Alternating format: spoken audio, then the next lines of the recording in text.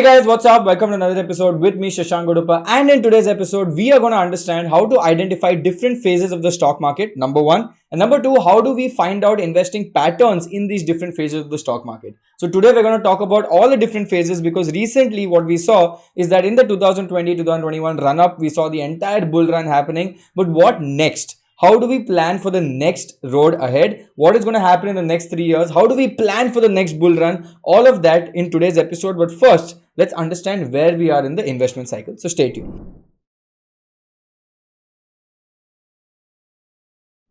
Okay, now the market has four different phases that we will look at. Number one is the markup phase or the bull run, right? So what happens is in the bull run, we see the market constantly going up, and this is where your greed indicator kicks in, where a lot of people start investing in the bull run, which is technically wrong because you need to be exiting in the bull run and invest much before with lower averages. But what we saw that in 2020-2021, the stock market was constantly going up and a lot of people were investing, and then we saw a lot of greed kicking in the stock market. Now that is when you see that at the top, when too much greed kicks in and the market is currently overbought, we see that the whole market starts going into a correction mode. The next phase we look at in the stock market is also known as the downward phase or the descending phase, or also known as the bear market, because this usually happens when we see a lot of greed kicking in and now everyone is booking their profit, so the market starts falling down. But now, listen to me very carefully. We saw this happening in 2022 in the later half when we saw the war kicking in, we saw inflation kicking in, we saw Fed increasing the interest rate, we saw some banks collapsing in the US. A lot of problems happened. Even the Hindenburg case came at the same time and our market went quite low, right? It actually went quite low and Nifty also corrected a lot.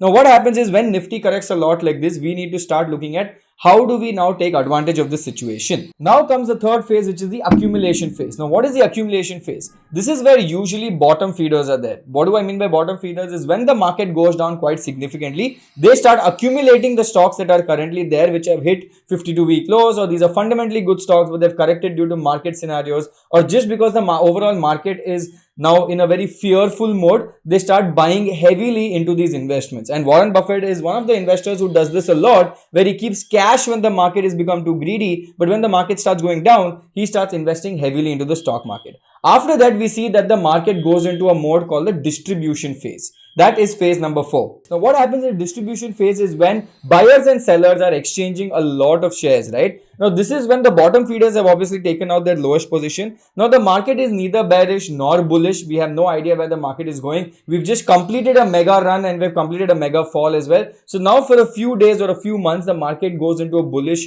or a bearish mode, which is almost equal, right? So that is when it is in a stagnant position where it's not going up or not going down. It might obviously go up very slowly, but there is no steep rise like this. That means this is waiting for the next big news. The market is waiting for the next trigger to happen. And when the next trigger happens, that will decide whether it is a positive trigger, the market will go up, or a negative trigger where the market will go down. Now, how do we invest in these strategies, right? How do we invest? Now, bull run and bear run you leave, right? Because bull run is not a good time for you to invest. It's your time to exit in the bull run. Bear run is when whatever you invest keeps going down. But once the bear run is over, we come into the accumulation and distribution phase. Now, please understand how the market works.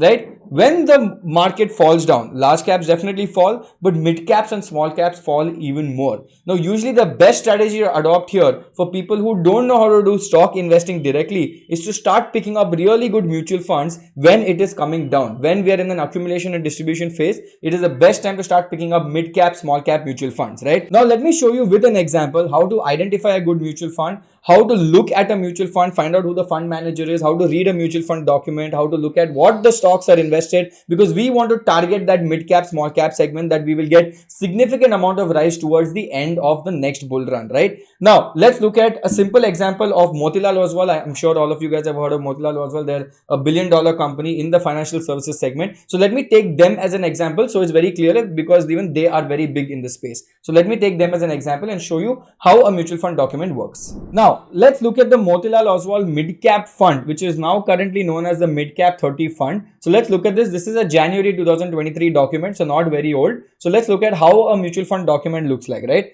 So if you look at this, the industry categorization, mid-cap funds by default have to have approximately 65% of the stocks which are mid-cap stocks. And if you look at mid cap segment, has basically outperformed large cap and small cap segment in the long run. So the reason why I talk about this is because usually when the market cycle is in an accumulation or distribution phase, I personally prefer, if I have a lot of time, to either go into a mid cap or a small cap fund, because I want to keep it for 10 to 15 to 20 years. So usually they give good returns that we have seen in the past. Again, past returns don't compulsory guarantee future returns, so please, you have to do that research as well, but I'm just giving you. Now, as you can see, this is something that we were talking about, which they've also mentioned in this document, right? So when you look at the small cap companies, small cap is usually in the ideation phase, or they're going from idea to business phase, so the risk obviously is slightly higher. Mid cap is usually in the growth phase. So if you feel that our economy is growing, then you find the growth companies. That is where mid cap comes into the picture. If you say that no, I want complete safety, then you look at large cap companies which are already stable. They have good monopoly, they have good pricing, everything is completely fine for them. They're in a good zone right now. Now, if you look at the Motilal Oswal fund, so just to understand a little bit more about this, in the last 1 year, they have given more returns than the Nifty mid cap, as what you can see right here. They have 72% allocation in mid cap, 8% allocation in small cap, 5% in large cap. Okay. Now, they also have something known as QGLP. What is this? Let's look at quality of business and quality of management. So this is the framework that they choose to invest in mid-cap funds. This is something that is good for you guys. If you're looking at investing in mutual funds, you need to understand what the framework each mutual fund has. So OGLP basically stands for quality of business, quality of management, growth in earnings, longevity of the business, and price, right? So we need to have all of these parameters very good for us to invest in a particular company. Now, apart from that, what you need to look at and see the principles, right? See the framework, because this is important for you to learn as well, where you see the size of the opportunity, whether the industry is a growing sector or not, whether they can gain market share or not, can they eat it from the competition, and they mainly focus on the cash flow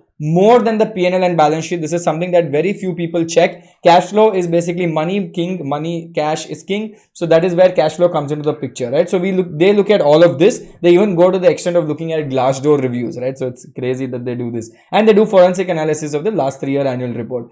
Now, this is very interesting. So let's look at the portfolio. Now, this is as of Jan 31st, 2023. Let's look at the portfolio they have. In real estate, they have Astral, Godrej, Indian Hotels, Ambuja, JK, Apollo Tubes. And I know for a fact since Jan, some of these have done really well. IT, they only have KPIT and Persistent. Again, looks good. Auto ancillaries, Tube, looks good. Chemicals, Clean Science, Navin Fluorine, Pi, Deepak. All of these we have seen and covered a lot. Consumer discretionary, we see Trent, Voltas, Aditya Birla Fashion, Campus Activewear, and Vedant Fashion. Interesting picks. Healthcare is Max, Suven, Ipca Labs, and Global Health. Industrial is AIA, CG, DCX, Gujarat. So a very balanced portfolio. From what I can see, I don't think it is over leveraged on anything. As you can see, the maximum allocation they have is 17% in real estate, because real estate is doing well right now, and 16% in industrial, because industrial will continue to do well over a long period of time. Now, if you look at more conviction, okay, high conviction, let's look at how they have done. The top 10 equity holdings of this company is CG Power, Tube Investments, Phoenix Mills, Max Financial Services, Campus Activewear. So just from this, I can say the Tube Investments, which was part of the category over here, which was, where was this? Auto ancillaries, right? And then they had CG Power, again, industrial solution, Phoenix Mills in the real estate, financial, and consumer discretionary. So these are the top 5 bets that they're currently taking right now, as you can see, and 3.8% is still held up in cash. So all of this is very important to start looking at from a perspective of, if you're planning to invest in any mutual fund, I would always suggest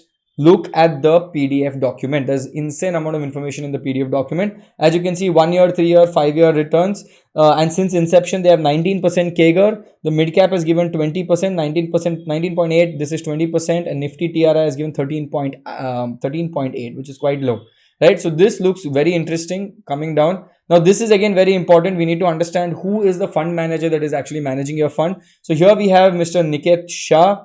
10 years of experience. He was associated with Motilal Oswal Security as head of mid-cap research from 2013 to 18, and now it's 23. So he's been here with Motilal Oswal for the past 10 years.